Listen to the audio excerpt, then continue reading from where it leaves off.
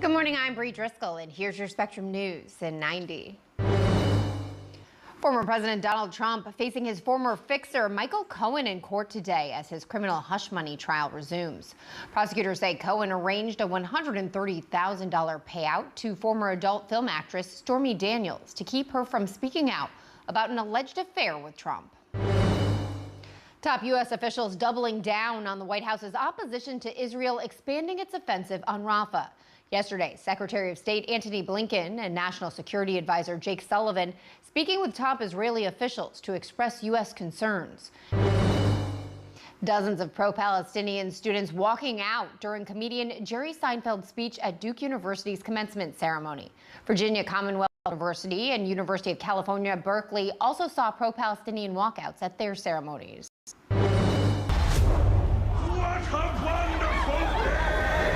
Yes, it is. Kicking around the new blockbuster film taking the #1 spot at the box office this weekend.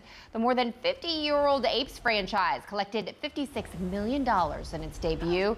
This is Hollywood faces a weak summer. The domestic box office is down about 42% from 2019. Those are your headlines. Now here's a look at your weather on the ones. A very good Monday morning to you. I hope you had a nice Mother's Day weekend. Now, as we go through the next couple days, we got some more threats out there. We've got the flash flooding threat for the Gulf Coast, heavy downpours, possibly even some severe weather as well, and then more showers and storms for the Midwest. And then out west, Intermountain West will go above average with temperatures. You could see that anywhere from Billings, Montana to Salt Lake City, about 10 to 12 degrees above average, slightly cooler along the Mississippi River Valley.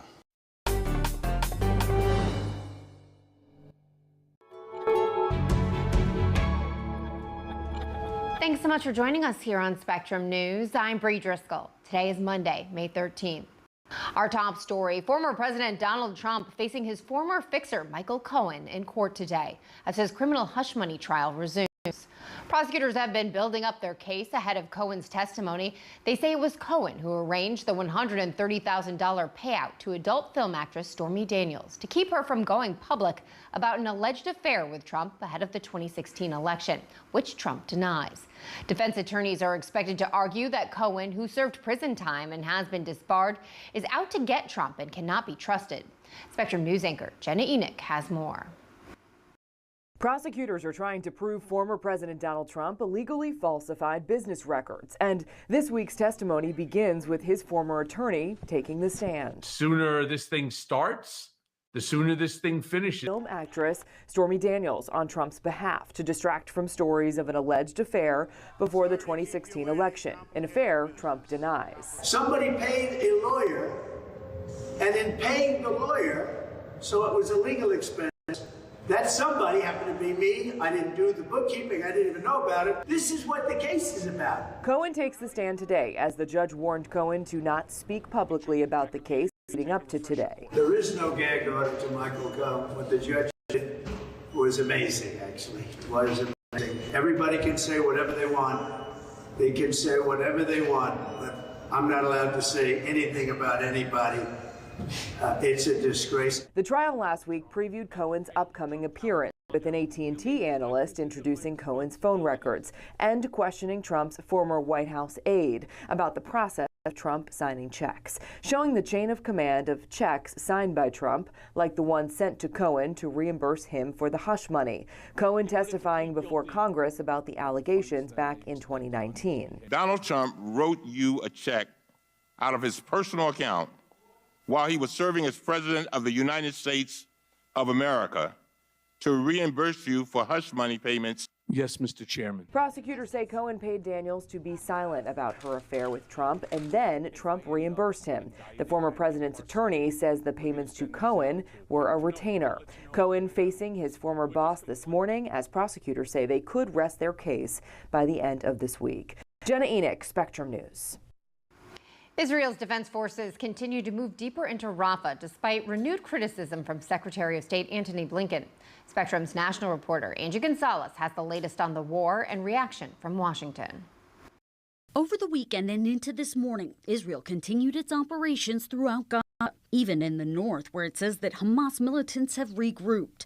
In the south, the exodus of Palestinians from Rafah has accelerated, with an estimated 300,000 people fleeing amid evacuation orders from the IDF and fears an all-out ground assault is imminent. Rafah was supposed to be a safe zone, except it never was. And now they're being forced or told to move from there and face the consequences. Sunday, Secretary of State Antony Blinken delivered some of the Biden administration's strongest public criticism of Israel yet. We've been working for many weeks on developing credible plans for security, for governance, for rebuilding. We haven't seen that come from Israel. Blinken is also receiving criticism for the ambiguity of a report to Congress which concluded it was reasonable to assess Israel had violated international law in Gaza, but hasn't violated the terms of U.S. weapons agreements. I feel that we have set a very, very low bar, a very low standard for what's acceptable. And I think that will come back to haunt us. While many in the Democratic Party have come out in defense of President Joe Biden's decision to withhold certain weapons from Israel if it does move forward with a larger operation into Rafah, Republicans continue to hammer him for taking that position. If you want to learn the lessons, I think, of the last 40 years, the most important thing is we have to defeat Hamas as a viable military organization. In a speech Sunday, Israeli Prime Minister Benjamin Netanyahu vowed to continue fighting until victory in memory of those killed in the war. In Washington, Auntie Gonzalez, Spectrum News. Dozens of pro-Palestinian students staging a walkout at Duke University's commencement ceremony yesterday to protest actor and comedian Jerry Seinfeld, who is Jewish, as the guest speaker. Seinfeld has been vocal in his support of Israel since the October 7th attacks by Hamas. The comedian's introduction was drowned out by chants from the exiting graduates before proceeding with his speech, which was largely uninterrupted. Pro-Palestinian walkouts also occurring at Virginia Commonwealth University and University of California, Berkeley on Saturday. Jury selection beginning today in the federal corruption trial for New Jersey Senator Bob Menendez. Menendez and his wife are facing charges related to an alleged years-long bribery scheme involving the governments of Egypt and Qatar. The senator denies the charges against him and claims he's being persecuted by prosecutors. He will face a jury alongside two New Jersey businessmen who are co-defendants. His wife is being tried separately. Menendez has not said whether he will resign if found guilty. Robert F. Kennedy Jr.'s vice presidential pick says she now owns the website domains brainworm.com and brainworm.ai. The sites are in reference to RFK revealing he previously had a parasitic infection in his brain. Nicole Shanahan posted on social media about the purchase, asking followers if the sites should be used for, quote, an uncensored scientific research platform. Kennedy himself has joked about his infection. Coming up on our political buzz, what's at stake for President Biden as he draws criticism from both sides of the aisle while Israel's assault on Rafah intensifies.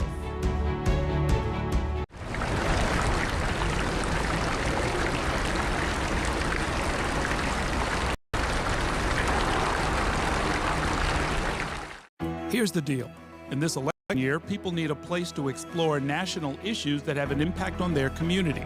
To understand those issues better, we're bringing together our team of local political journalists from across the country to break down what's happening. So join us every week to catch up on the key stories making a big difference across the nation and in your local community. Watch The Big Deal with Errol Lewis Friday nights at 9 Eastern, 8 Central on Spectrum News Plus. Available on all of your favorite devices exclusively on Spectrum. At Spectrum, we know how much you depend on the reliability of our products and services. Now, we've taken a new step forward in reliability by identifying potential service issues before they become a problem. If you're affected, we'll contact you and help schedule a free service appointment with one of our expert technicians. The proactive maintenance of our network is one of the many reasons Spectrum delivers the most reliable internet speeds in the nation. Spectrum, keeping you connected. When I was in foster care, I never knew when I would have to move. So I always had my suitcase ready to go. Then one day I was adopted. My new parents opened their hearts and home to me. My parents cook my favorite breakfast for me every morning. My parents take me on trips I never thought I would go on. They gave me a home and an even better reason to use that suitcase. My parents aren't perfect, but they're perfect for me. I found hope in the midst of an overwhelming situation. Alcoholism is a disease that can affect any family. Everyone suffers, but there is help and hope at Al-Anon Family Groups. Al-Anon gave me my life back. I'm a better father and husband. Are you in an overwhelming situation because of someone else's drinking? Al-Anon and Alateen can help. Local and virtual meetings are available. Maybe one could work for you. Call 1-866-200-0033 or visit alanon.org/hope.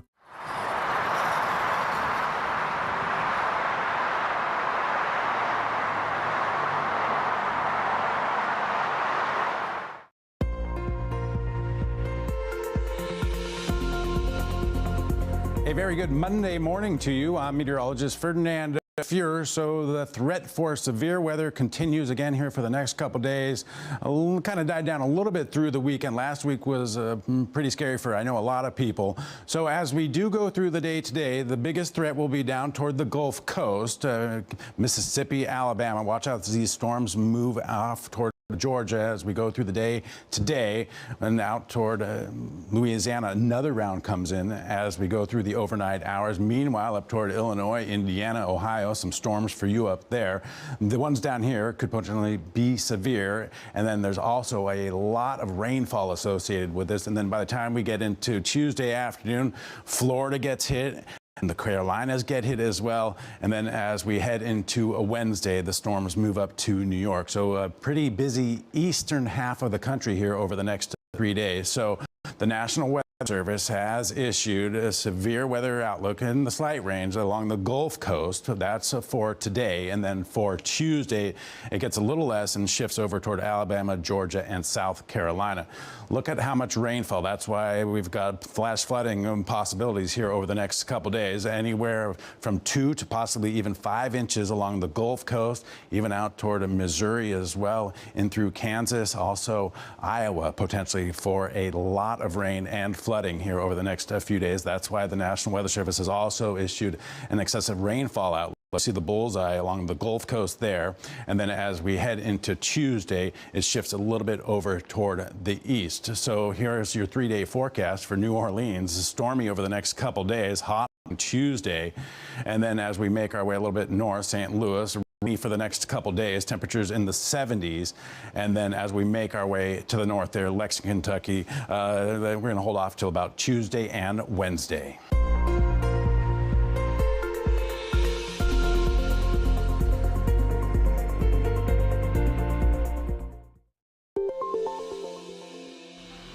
If you're just joining us or heading out the door, here's a look at what you need to know.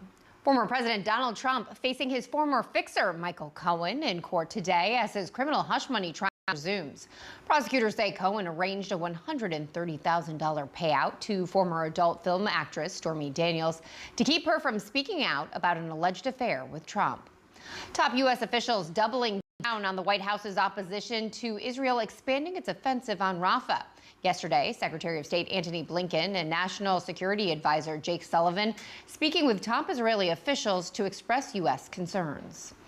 Dozens of pro-Palestinian students walking out during comedian Jerry Seinfeld's speech at Duke University's commencement ceremony. Other schools also saw pro-Palestinian walkouts at their ceremonies.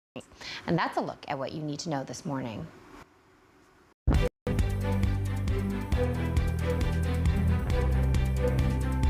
It's time now for our political buzz. Jason Fechner joins us now. Jason, as the siege on Rafah intensifies, we are seeing more and more criticism of President Joe Biden from both sides of the aisle. How does he navigate this now?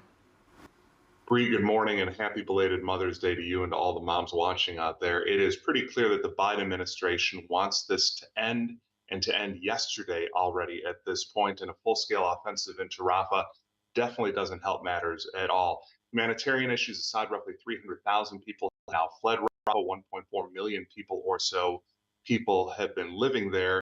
To get specifically to your question about how he navigates this, quite simply, it ends, and the people who don't want to vote for President Biden right now or are thinking of not voting for him because of the war in Gaza will kind of reassess that by the time we get to November. The U.S. continues to offer various intelligence and supplies to the Israelis, try to get them to hold back from this. And the polling shows that former President Trump leads President Biden when it comes to this issue. So again, He's looking for this to end and end quickly. And former President Donald Trump over the weekend making a campaign stop in New Jersey. While he was speaking, he seemingly praised Hannibal Lecter. What happened here? The short answer, Bree, I have no idea. He was talking about Hannibal Lecter, of course, Anthony Hopkins' character in The Silence of the Lambs. Pretty clear he was off the prompter at this point. I want to look at this note here to get the quote correctly. He was talking about immigration issues and said, quote, people who are being released into our country that we don't want, end quote, and related them to the fictional cannibal character in that film there. It's the top news story when you talk about Trump all across the world right now. Check the international papers this morning. The other reference he made during the speech there in New Jersey was to Al Capone, saying he's been indicted more times than Capone. Clearly, that issue is top of mind for him. I don't know if he's thinking about Hannibal Lecter anymore this morning as he returns to. All right, and finally, Jason, the Wisconsin Supreme Court is scheduled to hear arguments today about the use of the absentee ballot drop boxes. Explain what is happening here. Rewind back to 2020, the 2020 election here, Biden beat Trump by fewer than 21,000 votes. Trump claimed falsely that people had somehow used these ballot drop boxes to kind of rig the vote for him. And to date myself, like a Blockbuster video drop box where you drop in your old VHS tape, that's where people could drop their absentee ballots. 2 years ago, the conservative-leaning state Supreme Court banned the use of those boxes. Now the court is liberal-leaning. They are reassessing this right now. The Republican chair here in Wisconsin is worried about the possibility for hijinks if they come back into play, going further to say that this could launch Wisconsin into chaos and confusion ahead of the 2024 election. A fascinating day in the midst of a fascinating week here in Wisconsin and across the country as well. I remember the drop boxes well, Jason. Thank you very much. Appreciate that. Pandemic aid packages are expiring, and that could lead to widespread teacher layoffs across the country. Funds from the aid must be used by the end of September and leaves some districts with a budget hole as teacher shortages grow and enrollment numbers drop. During the pandemic, Congress approved 3 rounds of federal funding totaling $190 billion to help K-12 schools respond. One school district in Arlington, Texas, plans to cut 275 positions at the end of this school year. In Hartford, Connecticut, nearly 400 positions are expected to be cut, citing funding reasons. According to new data by the Foundation for Research on Equal Opportunity, more than 40% of master's degrees are not financially worth obtaining. According to the research, more than 77% of those who obtained a bachelor's degree have had a positive return on investment. Now, that's compared to just 57% of those who obtained a master's degree. The study looked at earnings at graduation compared to a decade later, while accounting for factors such as dropout rate. The first recipient of a genetically modified pig kidney transplant has died nearly 2 months after he underwent the procedure. Rick Slayman underwent the procedure at Massachusetts General Hospital in March. Surgeons believe the kidney would last for at least 2 years. Slayman's transplant team says there's no indication he died as a result of the transplant. In a statement, his family thanked his doctors. More than 100,000 people are on the national waiting list for a transplant. 87% of them are kidney patients, and thousands die every year before their turns come. Coming up on Spectrum News, how a historic theater with ties to a revered circus group gets a new lease on life.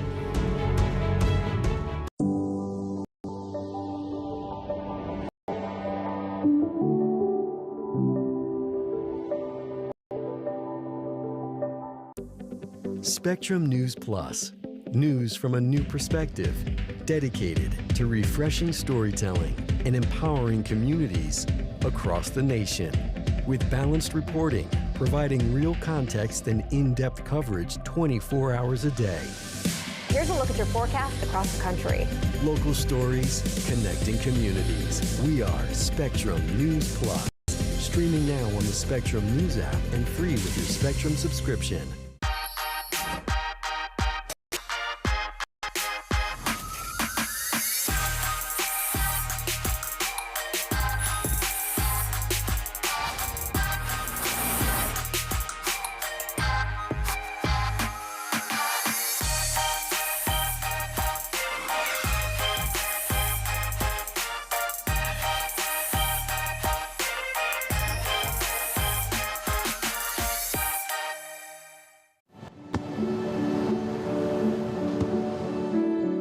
don't remember how it started. Go to that. Our back and forth. It always came back. Dad! You probably don't remember what you told me, That was perfect. but I heard every word.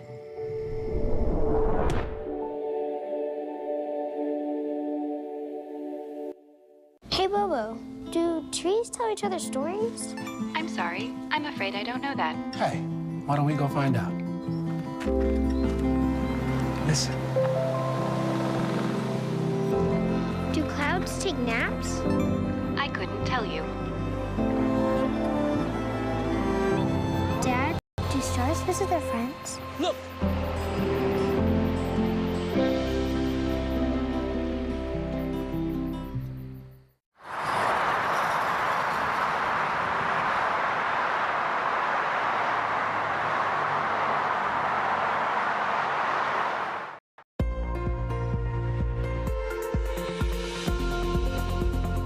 A very good Monday morning to you. I'm meteorologist Ferdinand Fuhrer. In case you missed it over the weekend, maybe you heard something about the northern lights, the Aurora Borealis. Here's Charlotte, North Carolina. Pretty colors there. Lake Ontario. Look at that. The greens, the purples, the reds. And look at this one. This is great. These pictures, by the way, are from our Spectrum News meteorologists across the country. So very cool there. Look at that one. That one we could just sit on for a long time. Here's another one, Rochester, New York. You get a little clouds into the mix. And look at that. Absolutely gorgeous. Another one from Rochester. Look at that. Just so cool out there. And one last one here for you, Columbus, Ohio. Absolutely gorgeous out there. So our travel forecast, this is a little bit cooler up in Seattle. You saw some 80s up there. Portland, LA. Into the 70s there. Salt Lake City, some 80s, some showers in through Dallas, Denver, nice as well. And then a few more cities. There's where you got the rain, the eastern half of the country. Milwaukee, Louisville, Austin, all showers. Hold off in Cleveland for a little while. New York, that'll wait till about Wednesday. Tampa, hot 90s. You'll get some showers, especially as we go through later on tonight into Tuesday. So Dallas 81 degrees out west. We're warmer. Vegas 95, Salt Lake City 81, Billings, Montana 79, and then toward the East Coast, middle 60s, Columbus, Ohio 81 for you. Cool down a little bit there as we into Tuesday for Columbus, although Topeka, Dallas warm up a little bit there. Nice in Los Angeles in the 70s. So over the next 7 days, Tampa, Florida, it's going to be hot as expected and humid, and some storms in the forecast over the next couple days. Wednesday, coolest day of the week there, upper 80s. And then for Dallas, Texas, average for you is 82. So on par for today, warming up Tuesday, Wednesday, coolest day on a Thursday there for you. And then we ramp it back up going into next weekend for you in Dallas. And then for Los Angeles, we've got an average of 74. We've heard about the marine layer. We all know about the marine layer out there. So again, that'll be in play. Morning marine layer clouds, afternoon sun, May gray. Perhaps you've heard of it. And June gloom coming right around the corner. So to LA, downtown, some low 70s for the next couple days. A little cooler Wednesday and Thursday, and we'll keep those upper 60s and low 70s going here for the next couple days. And then New York, a little bit cooler for you, right at average. And then Tuesday, 74, and a little yo-yo. Wednesday, 65, middle 70s, and then back to Saturday, back in the 60s.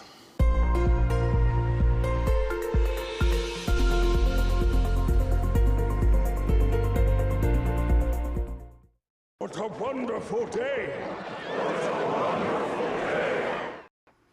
The Kingdom of the Planet of the Apes won the box office throne in its opening weekend. The latest film in the Apes franchise ran off with $56.5 million in the U.S.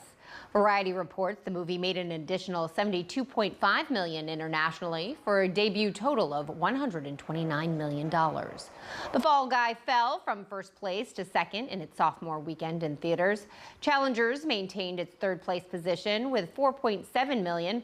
Taro stayed in fourth with $3.5 million. And Godzilla Kong, The New Empire, held on to fifth place this weekend with $2.5 million.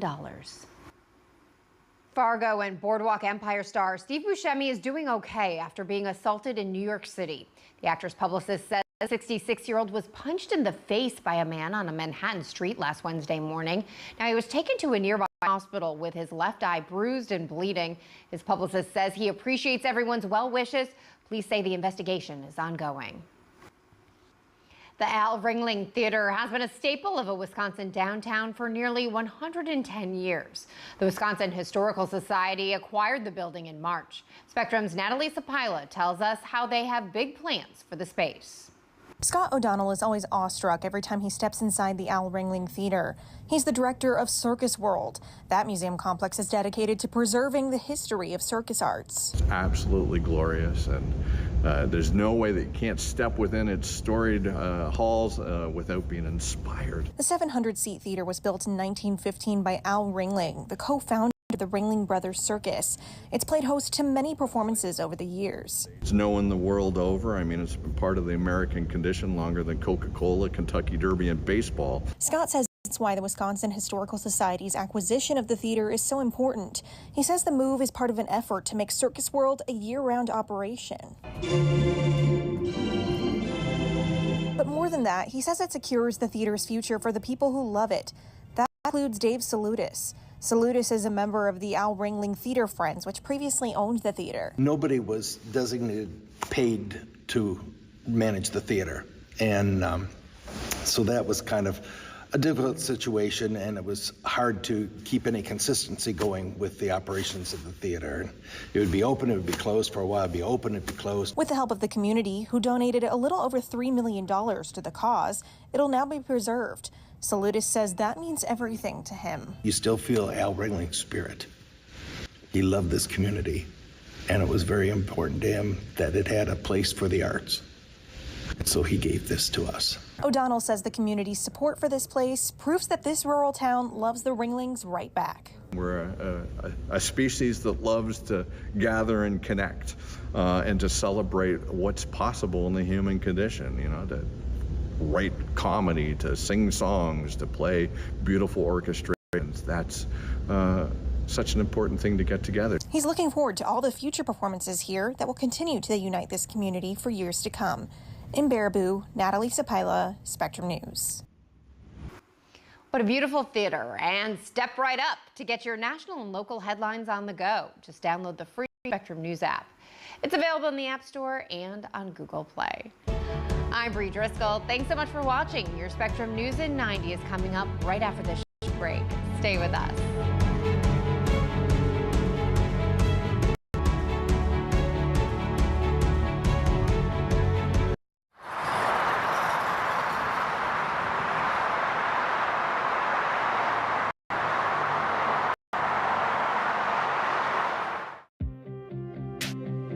The 2024 election will decide who leads our nation and the balance of power in Congress, impacting all of us. From Capitol Hill to the Oval Office, Spectrum News be your resource for balanced, in-depth coverage with our dedicated experts in local politics. Strengthening democracy by informing your community. That's our mission. Available on all of your favorite devices, exclusively on Spectrum. At Spectrum, our workforce of over 100,000 employees are all located right here in the U.S. You can find them in our stores, in the field, and in our call centers with 100% U.S.-based customer service. Our team works hard to provide the towns, cities, and neighborhoods they live in with the reliable services that everyone counts on, making us one of America's most trusted companies. We're Spectrum, creating jobs and opportunities across the country, and proud to be 100% U.S.-based. When I never graduated from high school, I realized I wanted to go back to school because I didn't want to work these back-breaking jobs the rest of my life. With the help of my father and having my son, that was all the motivation that I needed to come back to school. I felt accomplished, made me feel that I could take on whatever challenges life throws at you. Find free adult education classes near you at finishyourdiploma.org. My mother was always very familiar with her neighborhood, but one day she stopped at the stop sign for much longer than usual, and she didn't know whether she should go forward or turn, and she wasn't even really sure where she was at. It was very unsettling for her. I felt so much better after my son told me, "Mom, I don't want you to worry or be afraid. I'll be there for you, and we'll figure it out."